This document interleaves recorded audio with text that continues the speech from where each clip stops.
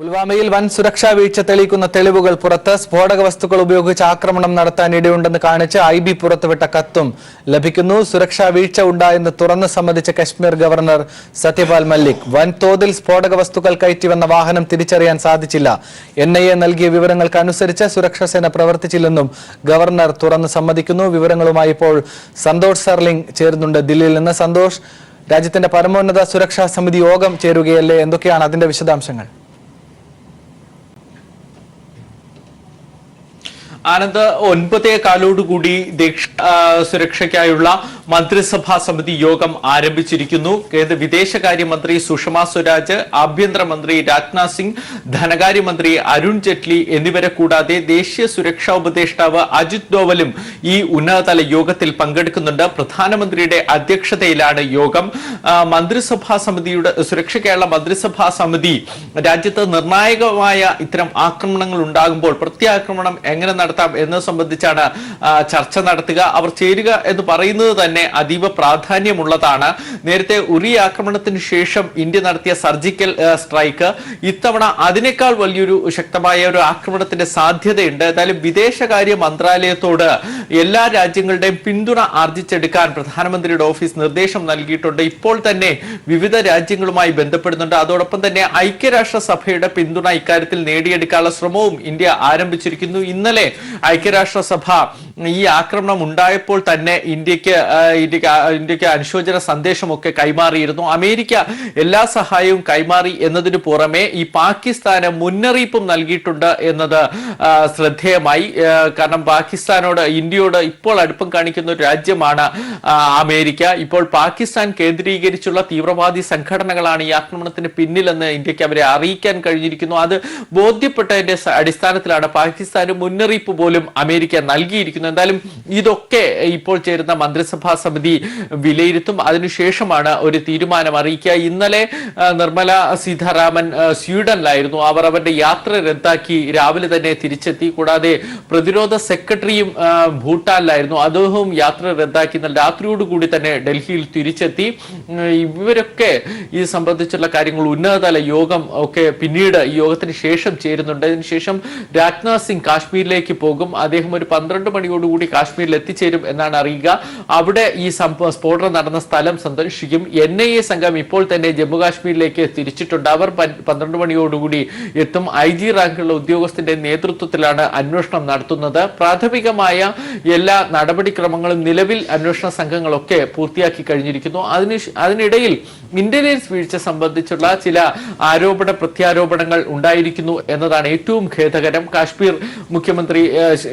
Jammu Kashmir governor Satyapal Malik ഇത് രഹസ്യാന്വേഷണ സംഘത്തിന്റെ വീഴ്ചയാണ് എന്ന് ചൂണ്ടിക്കാണിച്ചുകൊണ്ട് രംഗത്തെത്തിയിരിക്കുന്നു. വിവരം ശേഖരിക്കാനൊന്നും കഴിഞ്ഞില്ല എന്നാണ് അദ്ദേഹത്തിന്റെ വിമർശനം. എന്നാൽ കേന്ദ്ര ഇന്റലിജൻസ് ആകട്ടെ മുന്നറിയിപ്പ് നേരത്തെ നൽകിയിരുന്നു എന്ന് വ്യക്തമാക്കിക്കൊണ്ടുള്ള ഒരു കത്തിപ്പോൾ പുറത്തുവിടുകയും ചെയ്തു. സന്തോഷ്, ഇപ്പോഴെങ്കിലും ഉള്ള അവസ്ഥ എന്തൊക്കെയാണ്? ഈ പ്രശ്നബാധിതമായ അല്ലെങ്കിൽ ഇന്റലിജൻസിന്റെ മുന്നറിയിപ്പുള്ള, അതിർത്തി കടന്നുള്ള സുരക്ഷാ മുന്നറിയിപ്പുള്ള രാജ്യത്തിന്റെ അതിർത്തി മേഖലകളിലൊക്കെ കൂടുതൽ ജാഗ്രത ഈ വിഷയത്തിന്റെ പശ്ചാത്തലത്തിലെങ്കിലും ഉണ്ടായിട്ടുണ്ടോ, പ്രത്യേകിച്ചും ജമ്മു അടക്കമുള്ള സ്ഥലങ്ങളിൽ?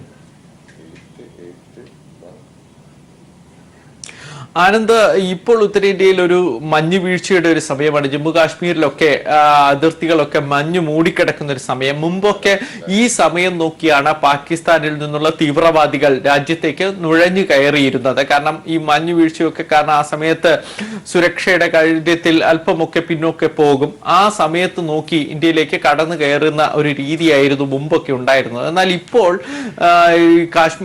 ഈ ശ്രീനഗറിൽ ഉണ്ടായിരിക്കുന്ന സ്ഫോടനത്തിന്റെ പശ്ചാത്തലത്തിൽ തീവ്രവാദികളുടെ രീതി മാറിയിരിക്കുന്നു എന്ന് സംശയിക്കേണ്ടിയിരിക്കുന്നു. കാരണം നേരത്തെ തന്നെ രാജ്യത്ത് ഉടനീളം ഇത്തരത്തിലുള്ള സ്ഫോടക വസ്തുക്കൾ ശേഖരിച്ചുകൊണ്ട് ഒരു ആക്രമണത്തിനുള്ള നീക്കങ്ങൾ അവർ സജീവമാക്കി വച്ചിരിക്കുന്നു. എന്റെ സാഹചര്യം അനുകൂലമാകുമ്പോൾ ആക്രമണം നടത്തിയിരിക്കുന്നു.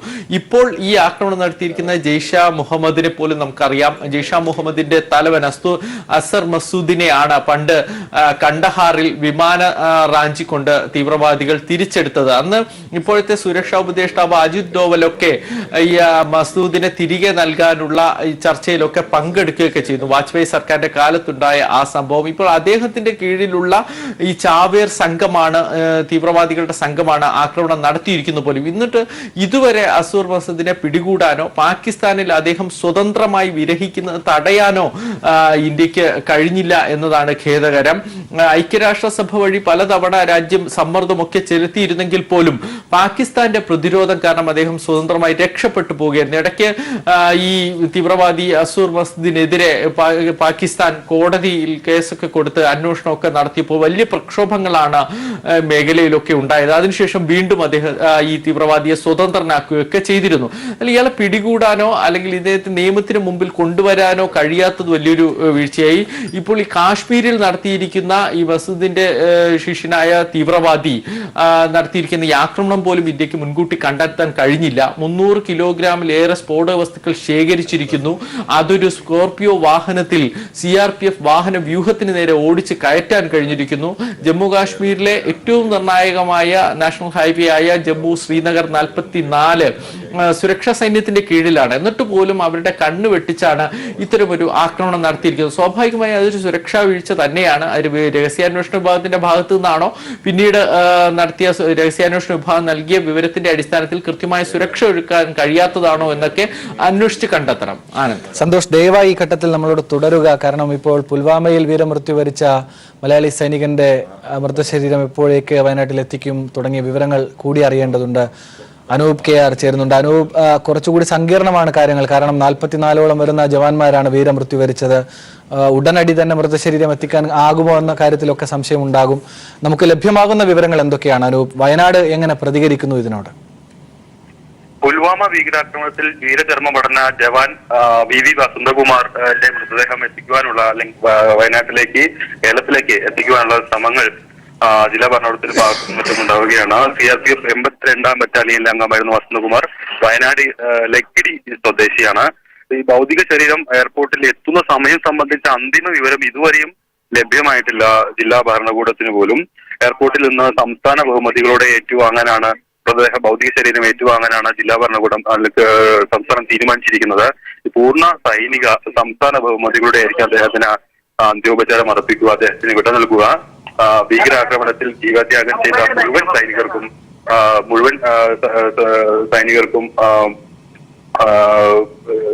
സൈനികരോടൊപ്പം അദ്ദേഹത്തിനും മുഖ്യമന്ത്രിയുടെ അനുശോചന സന്ദേശമുണ്ടായിരുന്നു. ഈ ജില്ലാ ഭരണകൂടത്തിന്റെ അധികൃതർ ഈ അദ്ദേഹത്തിന്റെ വീട്ടിൽ രാവിലെ എത്തി. VV വസന്തകുമാറിന്റെ വീട്ടിൽ രാവിലെ എത്തി അദ്ദേഹത്തിന്റെ കുടുംബാംഗങ്ങളെ സന്ദർശിച്ചു, ആശ്വസിപ്പിച്ചു. ഇനിയുള്ള മുഴുവൻ കാര്യങ്ങളും ജില്ലാ ഭരണകൂടത്തിന്റെ നേതൃത്വത്തിലേക്ക് നടക്കുക.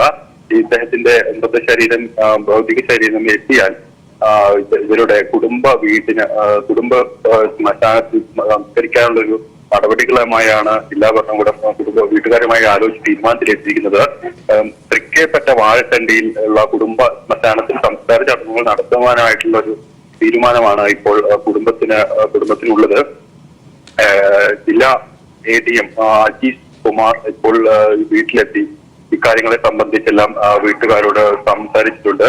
2 കുട്ടികളാണ് വസന്തകുമാറിനുള്ളത്. ഒരു പെൺകുട്ടിയും 3ാം ക്ലാസ്സിൽ പഠിക്കുന്ന ഒരു പെൺകുട്ടിയും LKGയിൽ പഠിക്കുന്ന ഒരു ആൺകുട്ടിയും. 18 വർഷത്തെ സർവീസ് പട്ടാളത്തിലുണ്ട്. 2 വർഷം കൂടി സർവീസിൽ തുടരാനായിരുന്നു കുമാറിന്റെ തീരുമാനം. ഏതായാലും ഈ ഒരു സാഹചര്യത്തിലാണ് അദ്ദേഹത്തിന്റെ വിയോഗം ഉണ്ടായിരിക്കുന്നത്.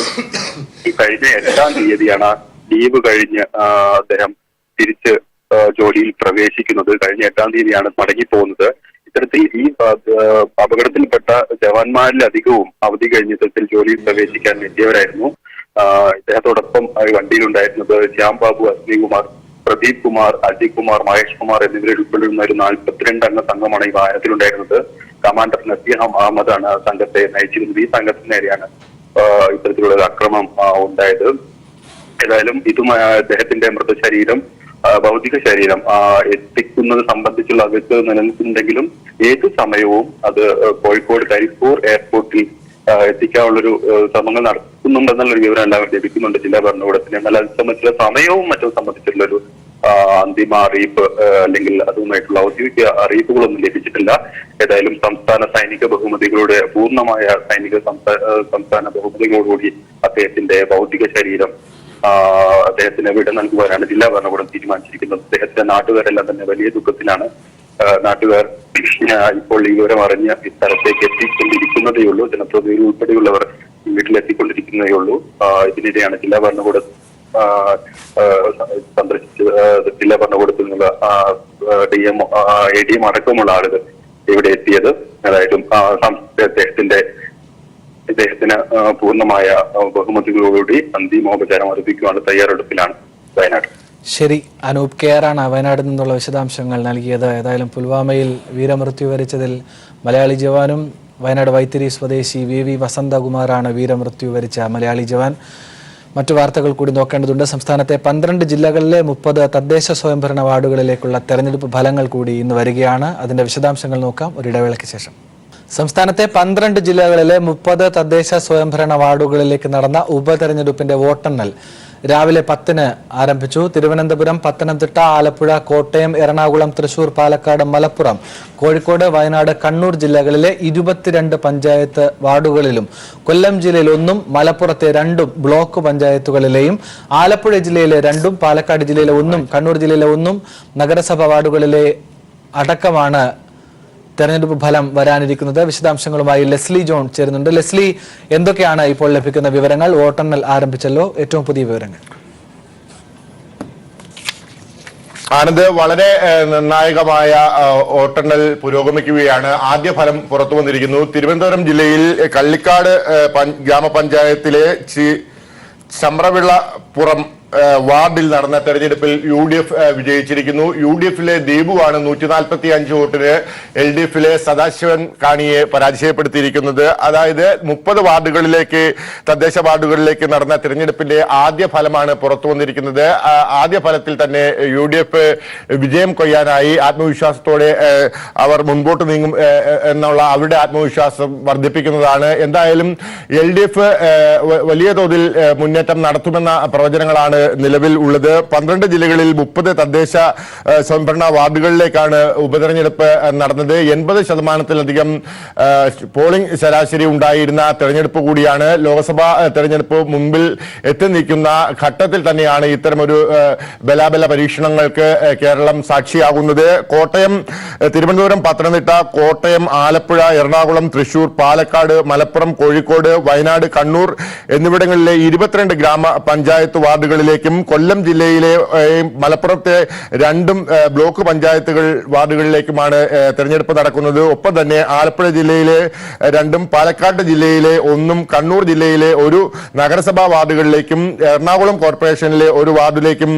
തെരഞ്ഞെടുപ്പ് നടക്കുന്നുണ്ട്. 80.12% പോളിംഗ് ആണ് ഇവിടെ രേഖപ്പെടുത്തിയിരിക്കുന്നത്. ഇതിലെ ആദ്യ വിജയമാണ് ഇപ്പോൾ UDF തിരുവനന്തപുരം തലസ്ഥാന നഗരിയിലെ നിന്നും എത്തിയിരിക്കുന്നത്.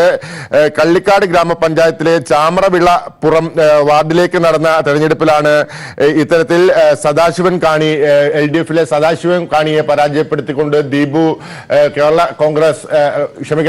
കോൺഗ്രസ് ഐയിലെ ദീപു 145 വോട്ടിന് വിജയം കൈവരിച്ചിരിക്കുന്നത്. മറ്റുള്ള ഇടങ്ങളിലുള്ള ഫലങ്ങൾ അല്പസമയത്തിനുള്ളിൽ വരാനിരിക്കുന്നതേയുള്ളൂ. ആദ്യ ഘട്ടങ്ങളിൽ വരുന്ന വാർത്ത LDFിന് അനുകൂലമായ ഒരു നില സൃഷ്ടിച്ചുകൊണ്ടുള്ളതാണെന്നാണ് നമുക്ക് മനസ്സിലാക്കാൻ കഴിയുന്നത്. എന്തായാലും ഫലം പുറത്തു വന്ന ആദ്യ ഫലത്തിൽ തന്നെ UDF മേൽക്കൈ നേടിയിരിക്കുന്നു. ആനന്ദ്, ശരി, ലെസ്ലിയാണ് ഏറ്റവും പുതിയ വിവരങ്ങൾ നൽകിയത്. 30ഓളം തദ്ദേശ സ്വയംഭരണ വാർഡുകളിലെ തെരഞ്ഞെടുപ്പ് ഫലങ്ങൾ വന്നുകൊണ്ടിരിക്കുകയാണ്. വോട്ടെണ്ണൽ പുരോഗമിക്കുകയാണ്. ആദ്യഘട്ടത്തിൽ UDFിന് അനുകൂലമായ ചില ഫലങ്ങൾ വന്നു. ഏതായാലും 2 മുന്നണികളും പ്രതീക്ഷയോടെയാണ് വരാൻ പോകുന്ന ഫലങ്ങളെ കാത്തിരിക്കുന്നത്. അല്പസമയത്തിനകം നിർണായകമായി ഈ ഫലത്തിന്റെ ഗതി എങ്ങോട്ടാണെന്ന് നമുക്ക് മനസ്സിലാക്കാൻ വേണ്ടി കഴിയും.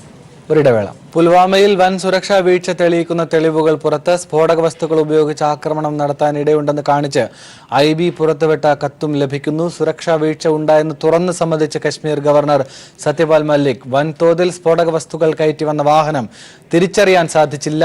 NIA നൽകിയ വിവരങ്ങൾക്കനുസരിച്ച് സുരക്ഷാ സേന പ്രവർത്തിച്ചില്ലെന്നും ഗവർണർ തുറന്ന് സമ്മതിക്കുന്നു. വിവരങ്ങളുമായി ഇപ്പോൾ സന്തോഷ് സർലിംഗ് ദില്ലിയിൽ നിന്ന് ചേരുന്നുണ്ട്. സന്തോഷ്, സുരക്ഷാ സമിതി യോഗം പുരോഗമിക്കുകയല്ലേ? ഈ സുരക്ഷാ സമിതി യോഗത്തിൽ നേരത്തെ സന്തോഷ് സൂചിപ്പിച്ചതുപോലെ ഒരു തിരിച്ചടിയെ സംബന്ധിക്കുന്ന കാര്യങ്ങൾ മാത്രമായിരിക്കുമോ പരിശോധിക്കുക? എന്തൊക്കെയായിരിക്കും ഈ യോഗത്തിന്റെ അജണ്ട എന്നുകൂടി അറിയാൻ കഴിയുന്നുണ്ടോ?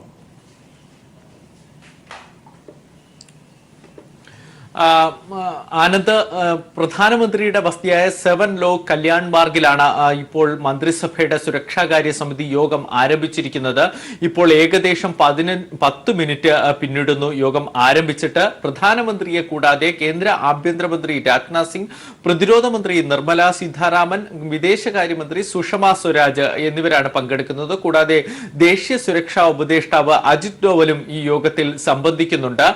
ഇന്നലെ ഉണ്ടായ ആക്രമണത്തിന്റെ പ്രത്യാക്രമണമാണ് പ്രധാനമായും ചർച്ച ചെയ്യുന്നത്. അതോടൊപ്പം തന്നെ രാജ്യത്ത് ഉണ്ടായിരിക്കുന്ന അരക്ഷിതാവസ്ഥ, രാജ്യത്ത് കൂടുതൽ സുരക്ഷ വേണ്ടിയിരിക്കുന്നു, ജമ്മുകാശ്മീരിലെ അതിർത്തി മേഖലകളിൽ കൂടുതൽ സുരക്ഷാ സൈന്യത്തെ വിന്യസിക്കണം, ഇതൊക്കെയും ഇന്നത്തെ യോഗം ചർച്ച ചെയ്ത് തീരുമാനമെടുക്കും. പക്ഷേ നമുക്കറിയാം ഇതൊക്കെ ഒരു രഹസ്യാത്മക സൂക്ഷിക്കേണ്ടതുള്ളത് കൊണ്ട് തന്നെ വിവരങ്ങൾ പുറത്തറിയാനുള്ള സാധ്യത വളരെ കുറവാണ്. കഴിഞ്ഞ ഉറി ആക്രമണത്തിന് ശേഷമുണ്ടായ സർജിക്കൽ സ്ട്രൈക്കിന് മുമ്പും ഇത്തരത്തിൽ മന്ത്രിസഭയുടെ സുരക്ഷാ സമിതി യോഗം ചേർന്നിരുന്നു. അതിനുശേഷമാണ് സർജിക്കൽ സ്ട്രൈക്ക് തീരുമാനിച്ചിരുന്നത്. ഇത്തവണ അതിനേക്കാൾ ശക്തമായ ഒരു പ്രത്യാക്രമണത്തിന്റെ സാധ്യതയുണ്ട്. പക്ഷെ അതിനു മുന്നോടിയായി വിദേശ രാജ്യങ്ങളുടെ ഒക്കെ പിന്തുണ ആർജിക്കണം. അല്പസമയം മുമ്പ് റഷ്യൻ പ്രസിഡന്റ് വ്ളാഡിമിർ പുടിനും രാഷ്ട്രപതി രാംനാഥ് കോവിന്ദിനെയും പ്രധാനമന്ത്രിയെയും ഫോണിൽ ബന്ധപ്പെട്ട് അനുശോചന സന്ദേശം നൽകിയിട്ടുണ്ട്. അമേരിക്കയാകട്ടെ ഒരു പടി കൂടി കടന്ന് കാശ്മീർ, ഈ പാകിസ്ഥാന്റെ ഭാഗത്തുള്ള ജമ്മുകാശ്മീരിലെ തീവ്രവാദി വിഭാഗങ്ങളെ അമർച്ച ചെയ്യണം എന്നൊരു ആവശ്യം ഉന്നയിക്കുന്നുണ്ട്. അതിനിടയിലാണ് ആനന്ദ് നേരത്തെ ചൂണ്ടിക്കാട്ടിയതുപോലെ ഈ ആക്രമണത്തിന് പിന്നിലെ ഇന്റലിജൻസ് വീഴ്ച സംബന്ധിച്ച് ആരോപണ പ്രത്യാരോപണങ്ങൾ ഉണ്ടാകുന്നത്. ജമ്മുകാശ്മീരിന്റെ ഗവർണറായ സത്യപാൽ മാലിക് ചൂണ്ടിക്കാണിച്ചിരിക്കുന്നത് ഇന്റലിജൻസ് വിവരം ശേഖരിക്കുന്നതിൽ വീഴ്ച വന്നു, പിന്നീട് NIA നൽകിയ വിവരങ്ങളുടെ അടിസ്ഥാനത്തിൽ സുരക്ഷാ സൈന്യം വേണ്ടത്ര സജ്ജീകരണങ്ങൾ ഒരുക്കുന്നതിൽ പരാജയപ്പെട്ടു എന്നും അദ്ദേഹം അംഗീകരിക്കുന്നുണ്ട്. സത്യപാൽ മാലിക്കിന്റെ കീഴിലാണ് ഇത്തരം കാര്യങ്ങളൊക്കെ നടക്കേണ്ടത്. പക്ഷെ അദ്ദേഹം തന്നെ സമ്മതിച്ചിരിക്കുന്നു ഇന്റലിജൻസ് വീഴ്ച ഉണ്ടായി എന്ന്. അതേസമയം ഇന്റലിജൻസ് ബ്യൂറോയാകട്ടെ മുന്നറിയിപ്പുകൾ വേണ്ടത്ര നൽകിയിരുന്നു എന്ന് അറിയിച്ചുകൊണ്ട് രംഗത്ത് വന്നു. അവർ നൽകിയിരുന്ന മുന്നറിയിപ്പിന്റെ രേഖാമൂലമുള്ള മുന്നറിയിപ്പിന്റെ പകർപ്പൊക്കെ ഇപ്പോൾ പുറത്തുവിടുകയും ചെയ്തിട്ടുണ്ട്. ആനന്ദ്, സന്തോഷ്, ഈ 44 ജവാന്മാരാണ് വീരമൃത്യു വരിച്ചത്.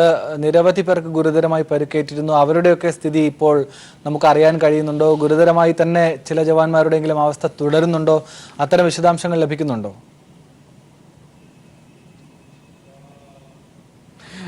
ആനന്ദ്, 79 വാഹനങ്ങളിലായി 2543 CRPF സൈനികരായിരുന്നു ശ്രീനഗറിലേക്ക് പോയിക്കൊണ്ടിരുന്നത്. ഇവരുടെ വാഹന വ്യൂഹത്തിന് മധ്യത്തിലുള്ള ബസ്സിലാണ് ഈ സ്കോർപിയോ വാഹനത്തിൽ സ്ഫോടക വസ്തുക്കളുമായി തീവ്രവാദി ഇടിച്ചു കയറ്റിയത്. ആ ബസ് പൂർണ്ണമായും ഛിന്ന ഭിന്നമായി പോയി. ഏകദേശം 40ഓളം പേർ ആ ബസ്സിൽ തന്നെ ഉണ്ടായിരുന്നു. അതിന് മുമ്പിലും പിമ്പിലും സഞ്ചരിച്ച ബസ്സുകൾക്കും വലിയ പ്രശ്നങ്ങൾ ഉണ്ടായി. ഇതിൽ സഞ്ചരിച്ചിരുന്ന സൈനികർക്കും ഗുരുതരമായ പരിക്കുകളേറ്റു. ഈ ആക്രമണം ഉണ്ടായപ്പോൾ തന്നെ ഛിന്ന ഭിന്നമായ നിലയിലാണ് പല ജവാന്മാരുടെ മൃതശരീരങ്ങൾ കണ്ടെത്തിയത്. 12 പേർ തന്നെ മരണം സ്ഥിരീകരിച്ചു. ബാക്കിയുള്ളവരെ ആശുപത്രിയിൽ എത്തിച്ചു. അവിടെ വെച്ചാണ് മരണത്തിന് കീഴടങ്ങിയത്. ഇപ്പോഴും അതീവ ഗുരുതരാവസ്ഥയിൽ ഏകദേശം 20ഓളം ജവാന്മാർ ആശുപത്രിയിൽ തുടരുന്നുണ്ട് എന്നാണ് അറിയാൻ കഴിയുന്നത്. ഇതിന്റെ വിവരങ്ങൾ സൈന്യമാണ് പുറത്തുവിടേണ്ടത്. 80ഓളം പേർക്ക് പരിക്കു പറ്റിയിട്ടുണ്ട്. പക്ഷെ ഗുരുതരാവസ്ഥയിൽ ഈ 20ഓളം പേരാണ് ഉള്ളത്. ഇപ്പോൾ മരണപ്പെട്ടവരുടെ മൃതദേഹങ്ങൾ അതാത് സംസ്ഥാനങ്ങളിൽ എത്തിക്കാൻ, അവരുടെ വീടുകളിൽ എത്തിക്കാനായി വ്യോമസേന ജമ്മുകാശ്മീരിലേക്ക് എത്തിയിട്ടുണ്ട് എന്ന് ഇപ്പോൾ ലഭ്യമാകുന്ന ഒരു വിവരം. വ്യോമസേനയുടെ പ്രത്യേക വിമാനത്തിലായിരിക്കും ഇവരെ വിവിധ സംസ്ഥാനങ്ങളിലേക്ക് എത്തിക്കുക. കേരളത്തിൽ ഒരു CRPF ജവാൻ കൊല്ലപ്പെട്ടിരിക്കുന്നു. തമിഴ്നാട്ടിൽ 2 പേരാണ് മരണപ്പെട്ടത്. മറ്റു സംസ്ഥാനങ്ങളിൽ പ്രത്യേകിച്ച് പഞ്ചാബിലും UPയിലും ഒക്കെ നിരവധി CRPF ജവാന്മാർ ഈ വാഹന വ്യൂഹത്തിൽ ഉണ്ടായിരുന്നു. അവരൊക്കെ കൊല്ലപ്പെട്ടിരിക്കുന്നവരുടെ വീടുകളൊക്കെ വിവരം അറിയിക്കുകയും ചെയ്തിരിക്കുന്നു. എന്തായാലും രാജ്യം വളരെ വിഷമത്തോടു കൂടിയാണ് ഈ വാർത്ത കേൾക്കുന്നത് തന്നെ. പക്ഷേ ഇതിന് പിന്നിലെ കാരണങ്ങൾ കൂടി കണ്ടെത്തേണ്ടിയിരിക്കുന്നു. തിരിച്ചടി വളരെ ശക്തമാകണം എന്നൊരു ആവശ്യം കേന്ദ്ര സർക്കാരിന്റെ ഭാഗത്തു നിന്നുണ്ടായിട്ടുണ്ട്. അതിനിടയിൽ ഈ ജമ്മു കാശ്മീരിലെ കേന്ദ്ര സർക്കാരിന്റെ നയത്തിലെ പാളിച്ചയാണ് ഈ പ്രശ്നം എന്ന് പ്രതിപക്ഷ പാർട്ടികൾ ചൂണ്ടിക്കാണിക്കുന്നുണ്ട്. കാരണം ഇത്തരത്തിലുള്ള ഇപ്പോൾ ആക്രമണം നടത്തിയ തീവ്രവാദി ആകട്ടെ, ആദിൽ അഹമ്മദ് ആകട്ടെ, ഈ സംഭവ സ്ഥലം, ഈ ആക്രമണം നടന്ന ഈ ദേശീയപാതയ്ക്ക് 10 കിലോമീറ്റർ ഉള്ളിൽ താമസിക്കുന്ന ഒരാളാണ്. പ്രാദേശിക പ്രദേശവാസിയാണ് ഈ തീവ്രവാദി. അപ്പോൾ ഇവരൊക്കെ എങ്ങനെ ഇത്തരം വലിയൊരു സജ്ജീകരണത്തിലേക്കും തീവ്രവാദ ഗ്രൂപ്പുകളിലേക്കും എത്തി എന്നതുകൂടി കണ്ടെത്തേണ്ടിയിരിക്കുന്നു.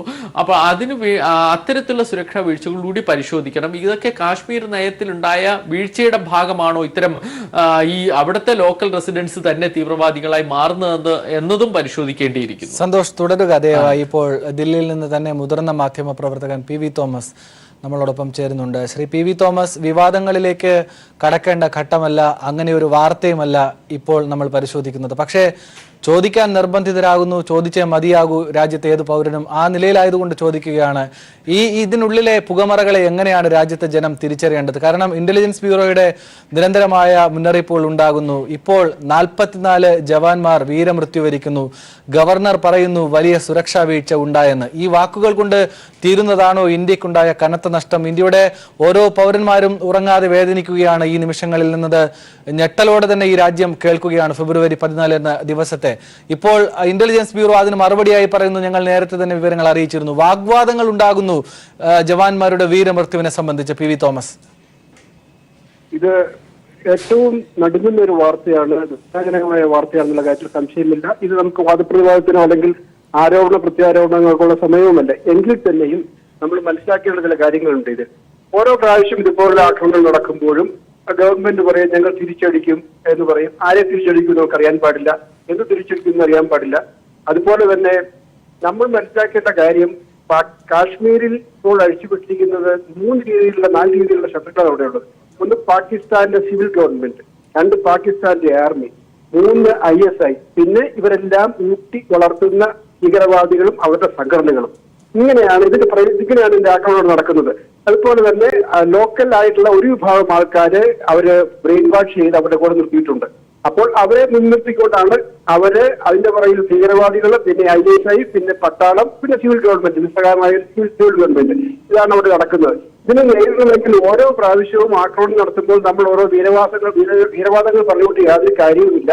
ഇപ്പോൾ അരുൺ ജെയ്റ്റ്ലി പറയുണ്ടായി തിരിച്ചടിക്കുന്നുണ്ടായി, പ്രധാനമന്ത്രി പറഞ്ഞു ഇത് ഈ സാക്രിഫൈസ് പാകാകികല എന്ന് പറയുന്നത് നല്ല കാര്യം തന്നെ.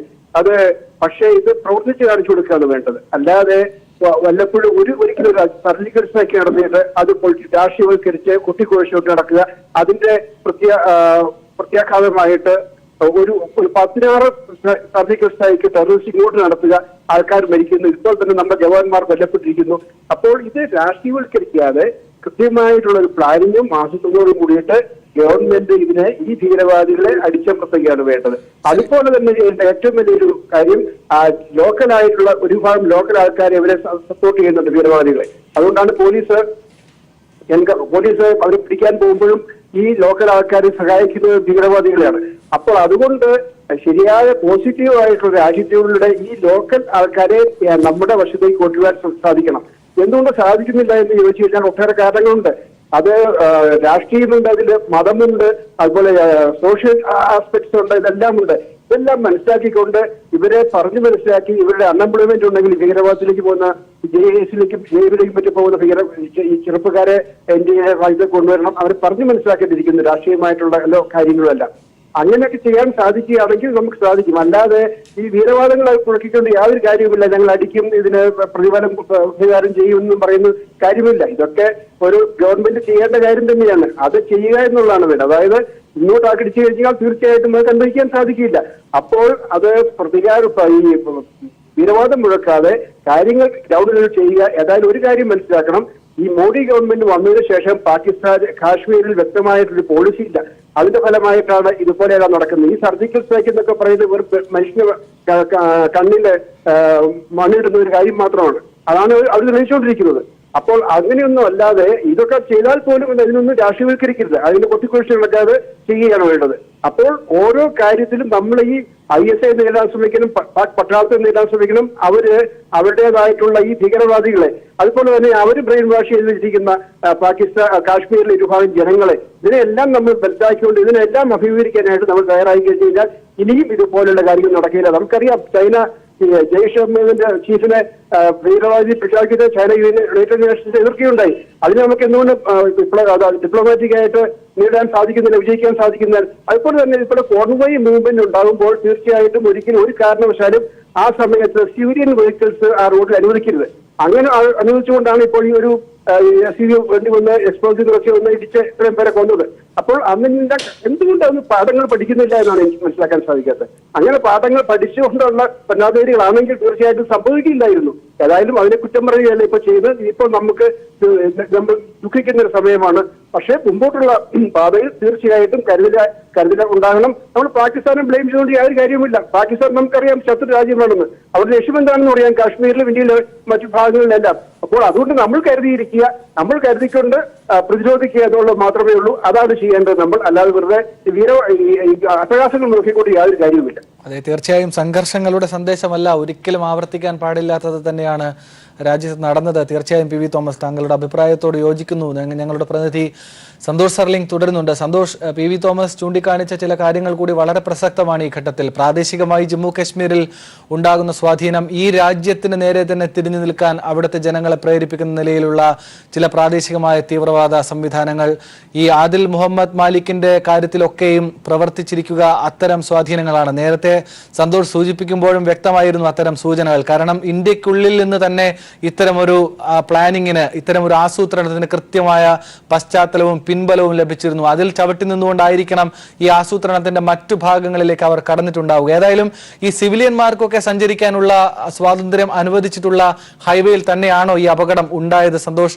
ഒപ്പം നേരത്തെ സന്തോഷ് സൂചിപ്പിച്ചതിന്റെ വിശദാംശങ്ങൾ കൂടി, പ്രാദേശികമായി ഇത്തരം തീവ്ര സ്വഭാവമുള്ള ആക്രമണങ്ങളിലേക്ക് കടക്കാനുള്ള സാധ്യതകൾ ഇപ്പോഴും ഇന്ത്യക്കുള്ളിൽ ജമ്മു കാശ്മീർ അതിർത്തികളിൽ നിലനിൽക്കുന്നുണ്ട്.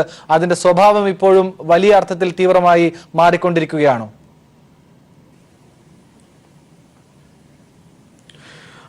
ആനന്ദ്, കഴിഞ്ഞ കുറെ വർഷങ്ങളായി ജമ്മു കാശ്മീരിലെ ഈ ആക്രമണങ്ങളുടെ രീതിയിൽ വലിയ വ്യത്യാസം കാണുന്നുണ്ട്. സുരക്ഷാ സൈന്യം അത് പലതവണ ചൂണ്ടിക്കാണിച്ചിരുന്നതാണ്. അതായത് ഈ രാജ്യത്തിനുള്ളിൽ തന്നെ ജമ്മു കാശ്മീരിലെ പ്രത്യേകിച്ച് കാശ്മീർ മേഖലകളിൽ തന്നെ പ്രദേശവാസികളാണ് ഇന്ത്യൻ സൈന്യത്തിന് നേരെ തിരിഞ്ഞിരിക്കുന്നത്. ഈ ആദിൽ അഹമ്മദ് എന്ന തീവ്രവാദിയുടെ കാര്യം പോലും പരിശോധിക്കുമ്പോൾ കഴിഞ്ഞ 11 വർഷമായിട്ട് മാത്രമേ ആയിട്ടുള്ളൂ ഇയാൾ ഈ ജെയ്ഷ മുഹമ്മദിൽ ഈ തീവ്രവാദി അംഗമായിട്ടുള്ളത്. ഇപ്പോൾ ഈ തീവ്രവാദി ആക്രമണം നടന്ന ജമ്മു കാശ്മീരിലെ ജമ്മു ശ്രീനഗർ ദേശീയപാത 44-ലെ ഈ പുൽവായ ജില്ലയിലെ ഈ മേഖലയിൽ തന്നെയാണ് ഈ തീവ്രവാദിയും താമസിക്കുന്നത്. അയാൾ അവിടുത്തെ കാരനായ ഒരു തീവ്രവാദിയാണ്. മറ്റു ലോക്കൽസിനെ പോലെ, മറ്റു പ്രദേശവാസികളെ പോലെ തന്നെ സൈന്യത്തിന് നേരെയുള്ള ഒരു വികാരം ഇത്തരം തീവ്രവാദികൾക്ക് ഉണ്ട്, ഇത്തരം പ്രദേശവാസികൾക്കുണ്ട്. അത് അവരിൽ കുത്തി നിറയ്ക്കാൻ കാശ്മീർ ആസ്ഥാനമായുള്ള തീവ്രവാദ സംഘടനകൾക്ക് കഴിഞ്ഞിരിക്കുന്നു. സൈന്യത്തിന് നേരെ കല്ലെറിയുക, അല്ലെങ്കിൽ സ്കൂൾ കുട്ടികൾ പോലും സൈന്യത്തിന് നേരെ കല്ലെറിയുക, മുദ്രാവാക്യം വിളിക്കുക, ഇതൊക്കെ പതിവായ ഒരു സ്ഥിതിവിശേഷം ജമ്മു കാശ്മീരിലുണ്ട്. ഇവിടെയാണ് കേന്ദ്ര സർക്കാരിന്റെ ജമ്മു കാശ്മീർ നയത്തെ തന്നെ ചോദ്യം ചെയ്യേണ്ടി വരുന്നത്. ജമ്മു കാശ്മീരിനെ ഒന്നടങ്കം തീവ്രവാദികളായി മുദ്ര കുത്തിക്കൊണ്ടുള്ള ആക്രമണങ്ങൾ പലപ്പോഴും നഷ്ടപ്പെടുന്നത് ഉറ്റവരുടെയും ഉടയവരുടെയും ജീവനാണ്. അത് സ്വാഭാവികം. അതിനെതിരെ തിരിച്ചടിക്കാൻ അവിടെയുള്ളവർക്ക് തിരിച്ചടിക്കാനുള്ള ഒരു മനസ്സുണ്ടാകും. അതിന് സാഹചര്യം ഒരുക്കി കൊടുക്കാൻ എപ്പോഴും തീവ്രവാദികളും ഉണ്ടാകും. വിഘടനവാദികൾക്കിടയിൽ പോലും ഈ ഇന്ത്യൻ സൈന്യത്തിന് നേരെ അതിവൈകാരികമായി പെരുമാറുന്നവർ വളരെ ഏറെയുണ്ട്. ആദിൽ അഹമ്മദിന്റെ മറ്റു പ്രവർത്തനങ്ങൾ കൂടി പരിശോധിച്ച് നോക്കേണ്ടിയിരിക്കുന്നു. അയാൾ എന്തൊക്കെ പറഞ്ഞാലും ഇന്ത്യക്കാരൻ തന്നെയാണ്, ഒരു പ്രദേശവാസിയെ, ആക്രമണം നടന്ന പ്രദേശവാസിനെ എങ്ങനെ ഈ ആദിൽ അഹമ്മദ് എന്ന തീവ്രവാദിക്ക് അതിർത്തി കടന്ന് പാകിസ്ഥാൻ സഹായമെത്തി, എങ്ങനെ ഇന്ത്യൻ സൈന്യത്തിന് നേരെ ഇത്തരമൊരു വലിയ ആക്രമണം നടത്താനുള്ള മനസ്സ് ഈ തീവ്രവാദിക്ക് ഉണ്ടായി എന്നതുകൂടി പരിശോധിക്കണം. മുംബൈയിലൊക്കെ ആക്രമണം നടത്തിയപ്പോൾ അത് അതിർത്തി കടന്നെത്തിയ പാകിസ്ഥാൻ പൗരന്മാരായിരുന്നു. പത്താൻകോട്ടിലോ ഉറിയിലോ ആക്രമണത്തിൽ പോലും അതിർത്തി കടന്നെത്തിയ പാകിസ്ഥാനികളായിരുന്നു ആക്രമണം നടത്തിയതെങ്കിൽ ഇവിടെ അതിനപ്പുറത്തേക്ക് ഇന്ത്യൻ സ്വദേശി തന്നെയാണ് ആക്രമണം നടത്തിയിരിക്കുന്ന ഇന്ത്യൻ സൈന്യത്തിന്. പക്ഷെ സഹായങ്ങൾ വേണ്ടുവോളം അതിർത്തി കടന്നെത്തിയിരിക്കുന്നു.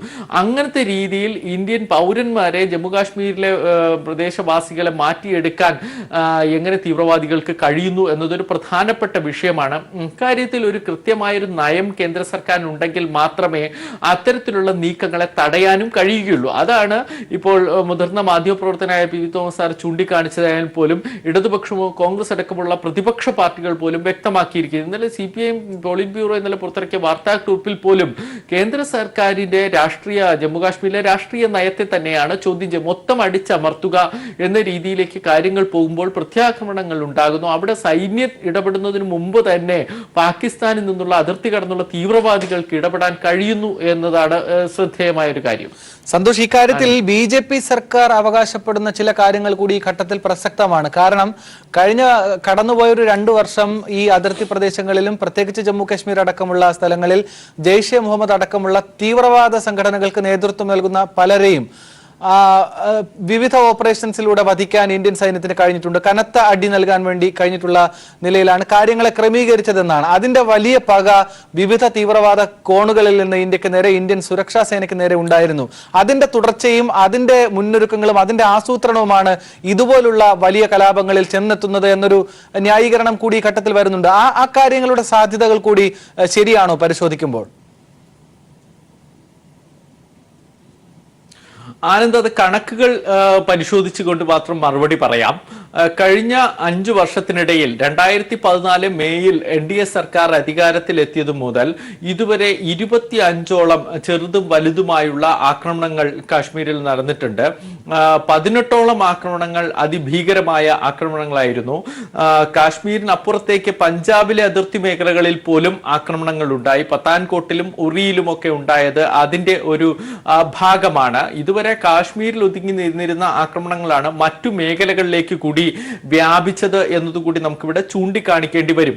BJP അവകാശപ്പെടുന്നത് പോലെ രാഷ്ട്രീയമായി അതൊരു വലിയ ഗുണമായി എടുത്തു കാണിക്കുന്നത് പോലെ അല്ല അവിടുത്തെ കണക്കുകൾ പരിശോധിക്കുമ്പോൾ. ഓരോ ആഴ്ചയും സുരക്ഷാ സൈന്യത്തിന് നേരെ ഉണ്ടായിരുന്ന കല്ലേറുകൾ ഏറെയുണ്ട്. അതൊരിക്കലും ഈ തീവ്രവാദി ആക്രമണത്തിന്റെ ഭാഗമായി രേഖപ്പെടുത്താറില്ല. പക്ഷെ പലപ്പോഴും വലിയ ആക്രമണങ്ങൾ ഉണ്ടാകാറുണ്ട്. സുരക്ഷാ സേനയുടെ ആക്രമണത്തിൽ കൊല്ലപ്പെടുന്നവരുടെ മൃതദേഹങ്ങളുമായുള്ള ശവസംസ്കാര യാത്ര പോലും സൈന്യത്തിന് നേരെയുള്ള മുദ്രാവാക്യം വിളികളാൽ നിറയുന്നുണ്ട്. തീവ്രവാദി ഏത്, അവിടുത്തെ നാട്ടുകാരാര് എന്ന് തിരിച്ചറിയാനാകാത്ത അവസ്ഥയിലേക്ക് ചില ആക്രമണങ്ങൾ പോകുകയും ചെയ്യുന്നുണ്ട്. അതൊക്കെ പരിശോധിക്കേണ്ടിയിരിക്കുന്നു. ആ രീതിയിലേക്ക് കാര്യങ്ങൾ വഷളാക്കിയത് കാശ്മീർ നയത്തെ രാഷ്ട്രീയമായി കാണുന്നത് കൊണ്ടാണ്. ഈ നരേന്ദ്രമോദി അധികാരത്തിലെത്തിയ ഉടൻ പാകിസ്ഥാൻ പ്രധാനമന്ത്രി നവാസ് ഷെരീഫിനെ സത്യപ്രതിജ്ഞയ്ക്കൊക്കെ ക്ഷണിച്ചിരുന്നു. പക്ഷെ അതൊന്നും ഒരിക്കലും ഒരു നയമായി പറയാനാകില്ല. പിന്നീട് കാശ്മീരിൽ നിന്നുള്ള ആക്രമണങ്ങൾ വർദ്ധിച്ചതേ ഉള്ളൂ. പാകിസ്ഥാനുമായുള്ള ബന്ധമൊക്കെ വഷളാകി മുന്നിൽ കണ്ടാൽ പോലും മുഖം നോക്കാത്ത രീതിയിലേക്ക് മാറി. സാർക്ക് രാഷ്ട്രങ്ങളുടെ യോഗത്തിൽ പോലും ഇരു തലവന്മാരും പരസ്പരം കണ്ടില്ല എന്ന് നടിച്ച് പിന്മാറുകയൊക്കെ ചെയ്യുന്നു. അത് രാജ്യങ്ങൾ തമ്മിലുള്ള ബന്ധം വഷളാക്കിയതേ ഉള്ളൂ. എന്നിട്ട് ജമ്മു കാശ്മീർ നയത്തിലാകട്ടെ സർക്കാരിനെ പിരിച്ചുവിട്ട് രാഷ്ട്രപതി ഭരണം ഏർപ്പെടുത്തിയ തിടുക്കം, വിഘടനവാദികൾക്കെതിരായ പെരുമാറ്റം, സൈന്യത്തിന് വേണ്ടി പൂർണ്ണ സ്വാതന്ത്ര്യം നൽകിയിട്ടുള്ള അഴിച്ചുവിടൽ, ഇതൊക്കെ സ്വാഭാവികമായും അവിടുത്തെ ജമ്മുകാശ്മീർ നിവാസികൾക്കിടയിൽ എതിർപ്പുണ്ടായിരിക്കാം. ഈ സർജിക്കൽ സ്ട്രൈക്ക് വഴി അതിർത്തി കടന്നുള്ള തീവ്രവാദികളുടെ കേന്ദ്രങ്ങളൊക്കെ അടിച്ചമർത്തി എന്നാണ് കേന്ദ്ര സർക്കാർ അവകാശപ്പെടുന്നത്. അതുകൊണ്ട് തന്നെ ഒരു പരിധിവരെ തീവ്രവാദി ആക്രമണങ്ങൾ ഇന്ത്യയിൽ വരെ തടയാൻ കഴിഞ്ഞു എന്ന് പറയുന്നു. പക്ഷേ ഈ സർജിക്കൽ സ്ട്രൈക്ക് വഴി ഒരു മേഖല മാത്രം ആക്രമിച്ചു എന്ന് പറയുമ്പോൾ ഇതിനു മുമ്പും സർജിക്കൽ സ്ട്രൈക്കുകൾ നടന്നിട്ടുണ്ട്, ഇത്തരം ആക്രമണങ്ങൾ ഉണ്ടായിട്ടുമുണ്ട്. അത് പാകിസ്ഥാൻ അടക്കമുള്ള രാജ്യങ്ങൾക്ക് പോലും അറിയാം. പക്ഷെ അത്തരമൊക്കെ ചെറു ആക്രമണങ്ങളായി ആണ് ഇരു രാജ്യങ്ങളും അല്ലെങ്കിൽ പാകിസ്ഥാൻ പോലും കണ്ടത്. കാരണം സർജിക്കൽ സ്ട്രൈക്കിന് ഒരു പ്രതികരണം പോലും വലിയ കാര്യമായി പാകിസ്ഥാന്റെ ഭാഗത്തുനിന്ന് ഉണ്ടായതുമില്ല. എന്നാൽ പാകിസ്ഥാൻ കേന്ദ്രമാക്കിയ തീവ്രവാദികളാകട്ടെ ഇപ്പോൾ ഈ ഇന്ത്യൻ കോൺവോയ്ക്ക് നേരെ, CRPFന്റെ കോൺവോയ്ക്ക് നേരെ വാഹനം ഇടിച്ചു കയറ്റി കൊലപ്പെടുത്തുന്ന രീതിയിലെ കാര്യങ്ങൾ കൊണ്ടെത്തിയിരിക്കുന്നു. അഫ്ഗാനിലും ഇറാനിലും UN രക്ഷാ സൈന്യത്തിന് നേരെ നടക്കുന്ന ആക്രമണത്തിന് തത്തുല്യമായ രീതിയിലാണ് ഇന്ത്യയിൽ ആക്രമണം നടത്തിയിരിക്കുന്നത്. ഇത് കാശ്മീരിലെ തീവ്രവാദ ആക്രമണങ്ങളുടെ ചരിത്രത്തിൽ തന്നെ ആദ്യമെന്ന് തന്നെ പറയാം. കാരണം ഇതിനു മുമ്പ് പല ഭാഗത്തും വാഹനങ്ങളിൽ, മാരുതിയിലൊക്കെ ഈ സ്ഫോടക വസ്തുക്കൾ നിറച്ച് ചില സ്ഥലങ്ങളിൽ പാർക്ക് ചെയ്ത് പൊട്ടിത്തെറിപ്പിച്ചതൊക്കെ കണ്ടിട്ടുണ്ട്. പക്ഷെ ഇതങ്ങനെ അല്ല. ഒരു CRPFന്റെ കോൺവോ വരുന്ന അതീവ സുരക്ഷാ മേഖലയിലാണ് വലിയ ആക്രമണം നടത്തി ഒറ്റയടിക്ക് ഇത്രയേറെ സൈനികരെ കൊന്നിരിക്കുന്നത്. അപ്പോൾ അതിന് പിന്നിലെ കാര്യകാരണങ്ങൾ കണ്ടെത്തുമ്പോൾ ഇന്റലിജൻസ് വീഴ്ചയും രാഷ്ട്രീയ കാരണങ്ങളും പരിശോധിക്കണം. സന്തോഷ്, സന്തോഷ്, ഏതായാലും ഇപ്പോൾ പരമോന്നത സുരക്ഷാ സമിതിയുടെ യോഗം അവസാനിച്ചതായുള്ള ഏറ്റവും പുതിയ വിവരങ്ങൾ ലഭിക്കുന്നു. അതിന്റെ വിവരങ്ങൾ കൂടി സന്തോഷ് ദയവായി കളക്ട് ചെയ്യുക. ഒരു ചെറിയ ഇടവേളയ്ക്ക് ശേഷം വേഗം തിരികെ എത്താം. സന്തോഷ് സർലിംഗ് ദില്ലിയിൽ നിന്ന് തുടരുന്നുണ്ട് നമ്മളോടൊപ്പം. ഇപ്പോൾ പുൽവാമയിൽ വൻ സുരക്ഷാ വീഴ്ച തെളിയുന്ന തെളിവുകൾ പുറത്തായിരിക്കുന്നു. സ്ഫോടക വസ്തുക്കൾ ഉപയോഗിച്ച് ആക്രമണത്തിനുള്ള സാധ്യതകൾ കാണിച്ച് നേരത്തെ തന്നെ IB കത്ത് നൽകിയിരുന്നു. ഈ വീഴ്ച സമ്മതിക്കുന്നതായി കശ്മീർ ഗവർണർ സത്യപാൽ മല്ലിക്കും തുറന്നു പറയുന്നു. ആ നിലയിൽ കൂടിയാണ് കാര്യങ്ങൾ പോകുന്നത്. ഇപ്പോൾ സന്തോഷ് സർലിംഗ് തുടരുന്നുണ്ട്. സന്തോഷ്, നേരത്തെ സൂചിപ്പിച്ചുകൊണ്ടിരുന്ന കാര്യങ്ങൾ തന്നെ തുടരാം. പ്രാദേശികമായി ഇന്ത്യക്കുള്ളിൽ നിന്ന് തന്നെ ഇത്തരം ആക്രമണങ്ങൾക്കുള്ള പശ്ചാത്തലങ്ങൾ ഒരുങ്ങുന്നു. അത് വീണ്ടും ഇന്ത്യ പോലെ മതേതരമായ ഏറ്റവും സമാധാനപരമായി മുന്നോട്ട് പോയിക്കൊണ്ടിരിക്കുന്ന രാജ്യത്തിനെ ഏത് സമയവും അസന്തുലിതപ്പെടുത്താൻ കണക്കിന് അതിങ്ങനെ തയ്യാറായി നിൽക്കുന്നു എന്നത് ഈ രാജ്യത്തെ മുഴുവൻ ജനങ്ങളെയും ആശങ്കയിലാക്കുന്ന കാര്യങ്ങളാണ് സന്തോഷ്. ഒപ്പം സുരക്ഷാ സമിതി യോഗത്തിന്റെ ഏതെങ്കിലും വിശദാംശങ്ങൾ ലഭിച്ചിട്ടുണ്ടെങ്കിൽ അതും.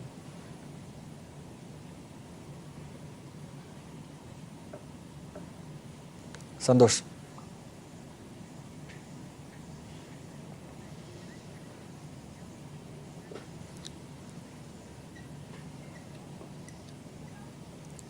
പുൽവാമയിൽ വൻ സുരക്ഷാ വീഴ്ച തെളിയിക്കുന്ന തെളിവുകൾ പുറത്തായിരിക്കുന്നു. സ്ഫോടക വസ്തുക്കൾ ഉപയോഗിച്ച് ആക്രമണം നടത്താൻ ഇടയുണ്ടെന്ന് കാണിച്ച് IB പുറത്തുവിട്ട കത്ത് ലഭിച്ചിട്ടുണ്ട്.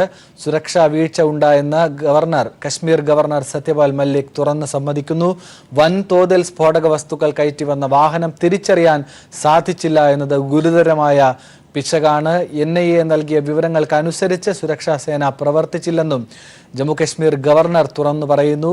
ഈ വിശദാംശങ്ങളാണ് നമ്മൾ ഈ ഘട്ടത്തിൽ പരിശോധിച്ചത്. 45 ധീരജവാന്മാർ വീരമൃത്യു വരിക്കുന്ന നിലയിലേക്ക് കാര്യങ്ങൾ പോയി. ഒരു മലയാളി ജവാൻ വയനാട് വൈത്തിരി സ്വദേശി VV വസന്തകുമാറും പുൽവാമയിൽ വീരമൃത്യു വരിച്ചു. നമുക്കിതിൻ്റെ വിശദാംശങ്ങൾ കൂടുതലായി പരിശോധിക്കേണ്ടതുണ്ട്. സുരക്ഷാ സമിതി യോഗം പൂർണ്ണമായിരിക്കുന്നു എന്ന വിവരങ്ങളും ഈ ഘട്ടത്തിൽ നമുക്ക് ലഭിക്കുന്നുണ്ട്. ഒരു ചെറിയ ഇടവേള. പുൽവാമയിൽ നടന്ന ആക്രമണത്തെ സംബന്ധിച്ച് സുരക്ഷാ സമിതി യോഗം വിലയിരുത്തിയതിനു ശേഷം സുരക്ഷാ സമിതി യോഗത്തിൽ പങ്കെടുത്ത മന്ത്രിമാർ പുറത്തുപോയിരിക്കുന്നു എന്ന വിവരങ്ങളാണ് ഏറ്റവും ഒടുവിൽ ലഭിക്കുന്നത്. സന്തോഷ് സർലിംഗ് തുടരുന്നുണ്ട് ദില്ലിയിൽ നിന്ന്. അരുൺ ജെയ്റ്റ്ലിയുടെ വാക്കുകൾ. Detailed assessment of the incident was also taken. There are several details which are discussed in the CCH which are normally not be disclosed. But there are a few points which have to be shared with you. The Ministry of External Affairs will initiate all possible steps, and I am here referring to all possible diplomatic steps which have to be taken to ensure the complete isolation from the international community of Pakistan, of which incontrovertible evidence is available of having a direct hand in this gruesome terrorist incident. The Ministry of External Affairs in due course will continue to keep you informed with regard to the steps that it is taking. The most favored nation status which had been granted to Pakistan stands withdrawn. The Ministry of Commerce will issue the necessary communications in this regard. The Ministry of External Affairs will also engage with the international community to make sure that the comprehensive convention on international terrorism, which has been pending for over 3 decades before the United Nations, particularly because of the definition of the word terrorism, is now adopted at the earliest. As far as our security forces are concerned, they will be taking all possible steps. Firstly, to ensure that full security is maintained, and secondly, to ensure that those who have committed this heinous act of terrorism and those who have supported it actively are made to pay a heavy cost for it. The Honorable Home Minister Shri Rajnath Singh Ji will be leaving for Srinagar along with a team of officials from our agencies and Home Ministry today, and on his return at the earliest, possibly tomorrow, he'll be calling an all-party meeting to brief them about this incident. आज माननीय प्रधानमंत्री जी की अध्यक्षता में cabinet committee of security की एक बैठक हुई, जो कल पुलवामा में आतंकवादी घटना हुई है उसका आकलन करने के लिए और क्या क्या कदम उठाने चाहिए देश को। एक प्रस्ताव जो लोग शहीद हुए और जिन्होंने अपने जीवन का सर्वोच्च त्याग किया है इस राष्ट्र के लिए, उन जवानों के प्रति पारित किया गया। 2 मिनट का मौन भी रखा गया और सीआरपीएफ पूरे कदम उठाएगी कि उन शहीदों के शरीर उनके परिवारों तक पहुंचाए जाएं, ताकि पूरा देश उन शहीदों को सम्मानित कर पाए। जो वहां पर घटना हुई और वहां की वास्तविक स्थिति है उसका आकलन भी किया गया। विदेश मंत्रालय जितने भी डिप्लोमेटिक स्टेप्स है कूटनीति से संबंध इसमें संभव, उनको अब आरंभ करेगा। जैसे वो कदम उठाए जाते हैं उसकी जानकारी आप लोगों को विदेश मंत्रालय समय समय पे देता रहेगा। जो मोस्ट फेवर्ड नेशन का दर्जा पाकिस्तान को दिया गया था, उसको वापस लेने का निर्णय आज सरकार ने किया है। वाणिज्य मंत्रालय इसके संबंध में जो सूचना जारी करनी है वो करेगा। 1986 में, आज से लगभग 33 वर्ष पूर्व, भारत ने यूनाइटेड नेशंस में comprehensive convention on international terrorism move किया था, जिस पे बहुत चर्चा हुई है, लेकिन वो अभी तक पारित इसलिए नहीं हुआ कि उसमें टेररिज्म, आतंकवाद शब्द की परिभाषा को लेकर अभी सबकी सहमति बाकी थी। तो अंतर्राष्ट्रीय समाज को, इंटरनेशनल कम्युनिटी को, विदेश मंत्रालय और भारत संपर्क करेगा सब प्रमुख देशों को, ताकि उसको तुरंत पारित कर दिया जाए। जहां तक हमारे सुरक्षा दल हैं, वहां पर शांति और अमन बना रहे कश्मीर घाटी में, सुरक्षा के पूरे कदम कि ऐसे कोई और घटना ना हो, वो इसको अपनाएगी और वो कदम लेगी। और इसके साथ साथ जिन लोगों ने ये अपराध किया है आतंकवाद का और जिन्होंने उसको समर्थित किया है, उनको एक बहुत बड़ी कीमत इसकी अदा करनी पड़े। दे हैव टू पे a heavy price, a heavy cost for it. इसके लिए वो पूरे कदम अपने आप उठाएगी। गृह मंत्री श्री राजनाथ सिंह जी आज श्रीनगर जा रहे हैं।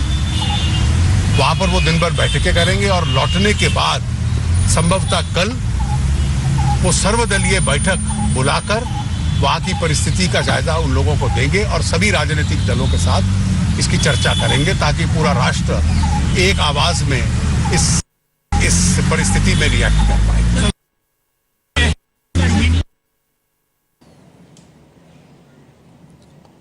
ഉന്നത സുരക്ഷാ സമിതി യോഗത്തിന് ശേഷം അരുൺ ജെയ്റ്റ്ലി മാധ്യമങ്ങളെ കാണുകയായിരുന്നു.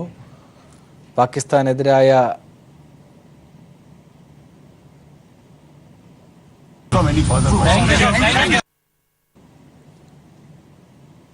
സന്തോഷ് സർലിംഗ് തുടരുന്നുണ്ട് എന്ന് തന്നെ കരുതുന്നു ദില്ലിയിൽ നിന്ന്.